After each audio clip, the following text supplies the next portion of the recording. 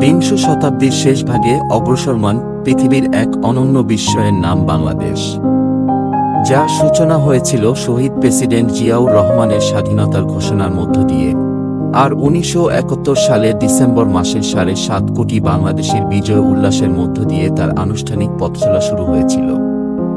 সেদিন স্বাধীনতার মহান ঘোষক জেনারেল জিয়া পাকিস্তানি সামরিক বাহিনীর বিরুদ্ধে যে বিদ্রোহের সূচনা করেছিলেন, সেই বিদ্রোহই বিপ্লবের পথকে শানিত করে, উন্মোচিত করে 56,000 বর্গমাইলের এই সবুজ গালিচায় মোড়ানো সার্বভৌম ভূখণ্ড।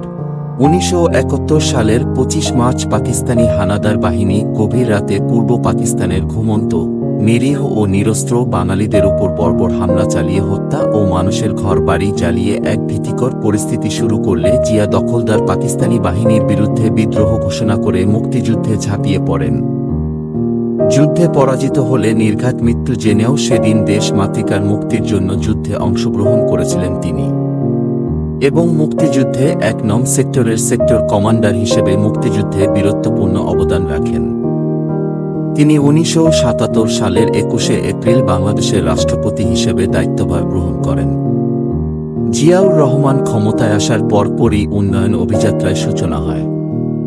এত অল্প সময়ে একটি দেশের সামগ্রিক উন্নয়ন পরিকল্পনা প্রণয়ন ও প্রকল্প বাস্তবায়ন খুব সম্ভবত পৃথিবীর আর কোনো রাষ্ট্রনায়কের পক্ষে সম্ভব হয়নি। শহীদ প্রেসিডেন্ট জিয়াউর রহমান আমাদের একটি স্বাধীন সার্বভৌম ভূখণ্ড দিয়েছিলেন। জাতি হিসেবে তিনি গড়ে দিয়েছিলেন আত্মমর্যাদার ভিত, যা তার স্বল্প সময়ের শাসনকালে বিশ্বব্যাপী প্রশংসিত ও অনুকরণীয় হয়। অথচ স্বাধীনতার 53 বছর পর এখন আমরা একটি উল্টো বাংলাদেশকে দেখছি, যে বাংলাদেশে নেই গণতন্ত্র, মানবাধিকার, আইনের শাসন। শৌর্যবীর্য আর সমৃদ্ধির বাংলাদেশের পরিবর্তে এখন আমরা এক নতজানু, ভঙ্গুর ও ক্ষয়িষ্ণু বাংলাদেশকে দেখছি। পরাধীনতার এই বাংলাদেশ আমার না, এটি শহীদ প্রেসিডেন্ট জিয়াউর রহমানের রেখে যাওয়া সেই বাংলাদেশ নয়।